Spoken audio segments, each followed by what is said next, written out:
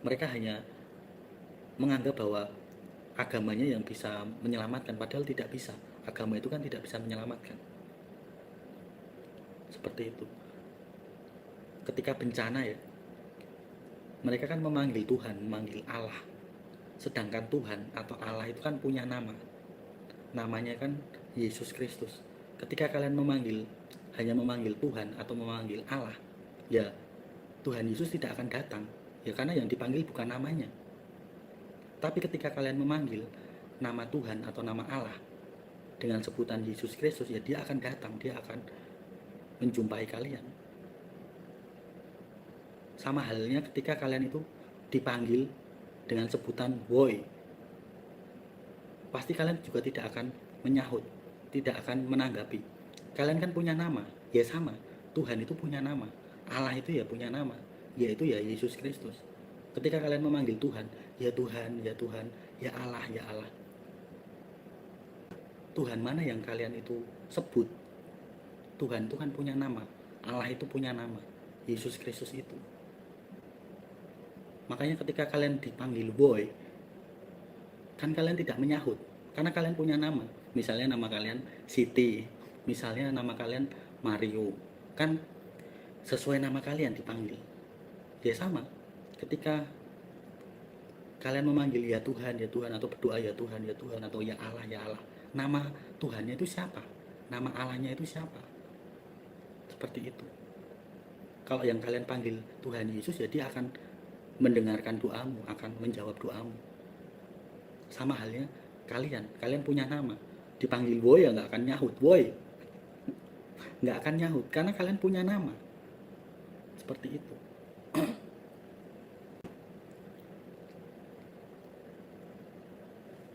Sang pencipta itu punya nama. Begitu juga yang diciptakan itu punya nama. Ketika kalian mengenal sang pencipta kalian, ya kalian otomatis akan memanggil namanya, bukan memanggil gelarnya, bukan memanggil jabatannya sebagai Tuhan, sebagai Allah, tapi namanya. Kalau kalian memanggil gelarnya, jabatannya, Tuhan atau Allah, mau sampai tahun depan pun ya tidak akan direspon, ditanggapin. Ya karena yang kalian panggil hanya Tuhan, hanya Allah, bukan namanya. Ya karena kalian tidak mengenal Tuhan kalian, tidak mengenal Allah kalian itu namanya siapa. Seperti itu. Ya wajar kalau kalian tidak pernah mendengarkan suara Tuhan. Yang kalian panggil itu siapa? Seperti itu.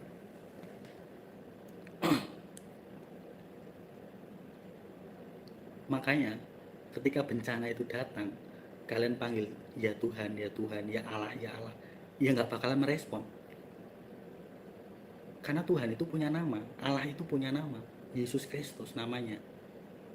Mau kalian panggil terus menerus ya Allah, ya Allah, ya Tuhan, ya Tuhan, nggak bakalan ditolong, nggak bakalan kuasa itu turun.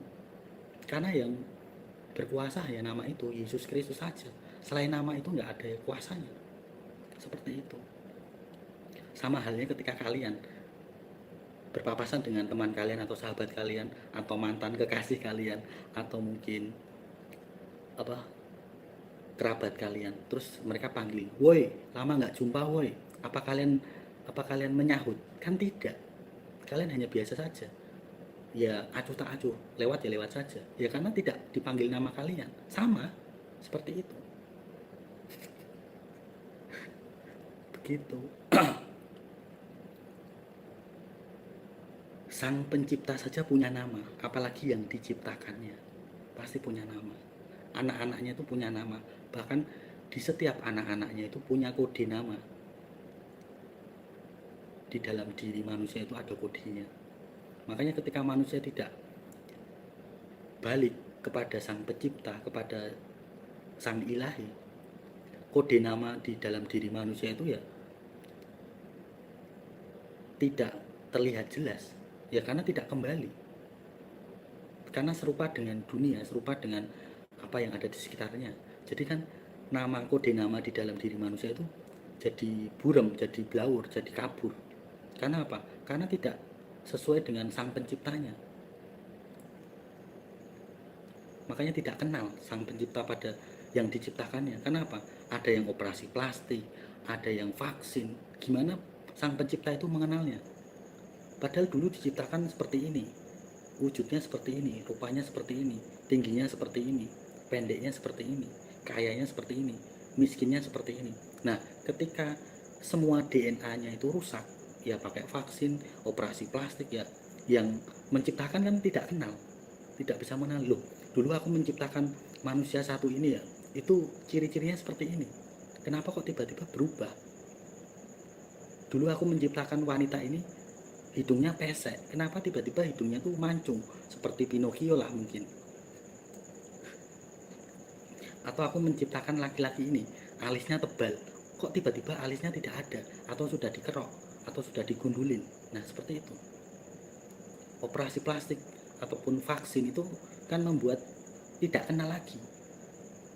Kode DNA ilahinya itu hilang, tersamarkan, kabur, tidak bisa terdeteksi lagi.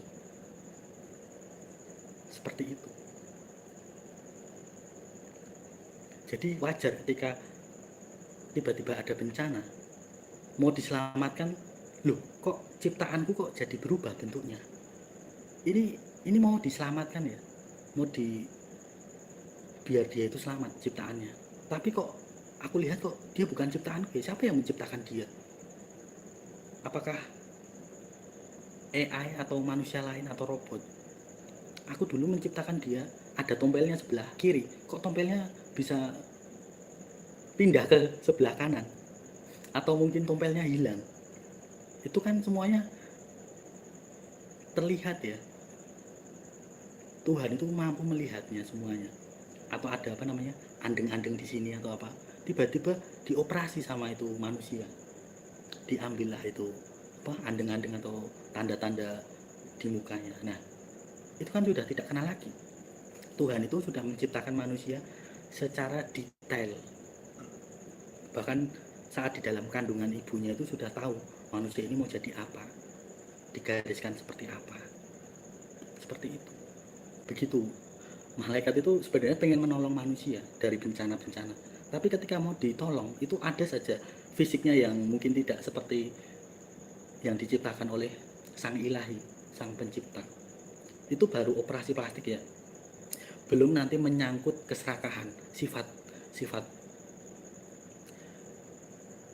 manusia itu harusnya pada dasarnya harus sama seperti sang penciptanya, yaitu ya rendah hati, mau mengampuni, mau mengasihani. Nah, ketika malaikat itu datang mau menolong atau menyelamatkan, yang dilihat malaikat itu karakter yang sombong, yang angkuh, yang bebal, yang tidak ada kerendahan hati. Bagaimana malaikat mau menyelamatkan orang seperti itu, sedangkan sifat atau karakter dari sang penciptanya saja tidak punya? Ya mana mungkin mau diselamatkan?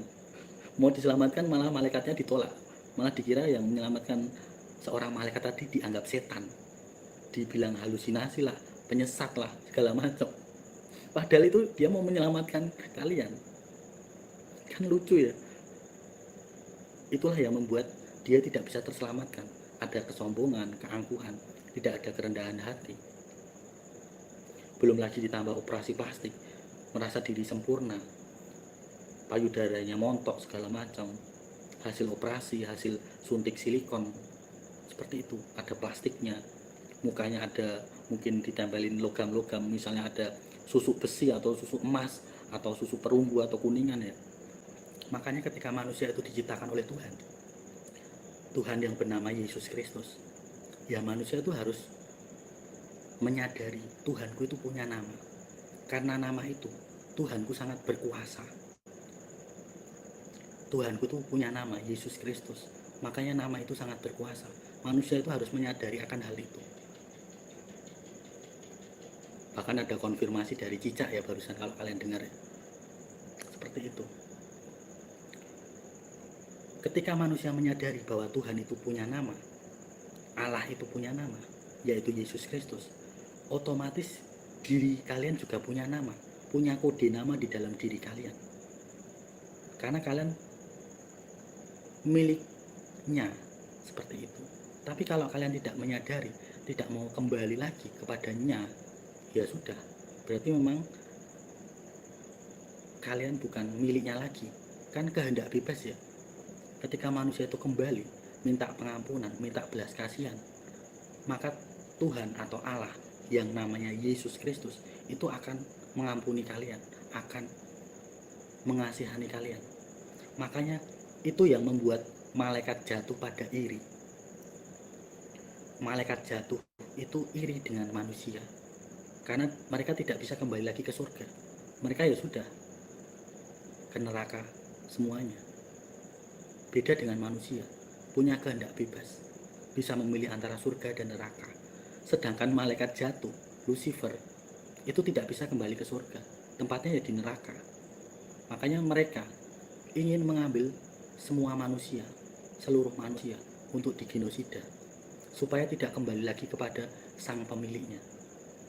Makanya malaikat jatuh itu mendirikan agama, mendirikan pendidikan, kesehatan, pabrik-pabrik, vaksin-vaksin, supaya menjauhkan kalian dari sang pencipta, dari Tuhan, dari Allah yang namanya Yesus Kristus. Seperti itu. Karena ketika malaikat itu jatuh, dia tidak lagi bisa diampuni lagi karena sudah berkhianat. Orang yang berkhianat itu tidak akan bisa diampuni lagi. Seperti itu. Itu konsepnya seperti itu. Makanya ketika orang itu berkhianat, cahaya itu hilang, cahaya hatinya itu hilang, cahaya nurani hatinya itu hilang. Makanya orang yang berkhianat itu kematiannya itu akan sadis biasanya. Entah itu dia bundir, entah itu dia itu menerjunkan dirinya di kereta atau di jalan tol, atau mungkin menabrakkan dirinya atau menggantungkan dirinya. Nah seperti itu. Karena apa? Karena rohnya sudah berkhianat. Ketika roh berkhianat itu cahaya nurani hatinya itu hilang. Makanya orang yang berkhianat itu kematiannya itu akan sadis biasanya. Entah itu dia bundir, entah itu dia itu menerjunkan dirinya di kereta atau di jalan tol, atau mungkin menabrakkan dirinya atau menggantungkan dirinya. Nah seperti itu. Karena apa? Karena rohnya sudah berkhianat. Ketika roh berkhianat, itu tubuh jasmani akan kalah, akan mati tubuh. Seperti itu. Makanya jangan sampai berkhianat. Ketika kalian berkhianat, roh itu akan mengintimidasi kalian. Roh-roh dunia itu akan mengintimidasi kalian. Kalian yang bercerai, kalian yang pengkhianat, itu akan diintimidasi ya oleh netizen ya, khususnya ya, oleh roh-roh yang ada di sekitar kalian. Kalian akan terintimidasi di situ.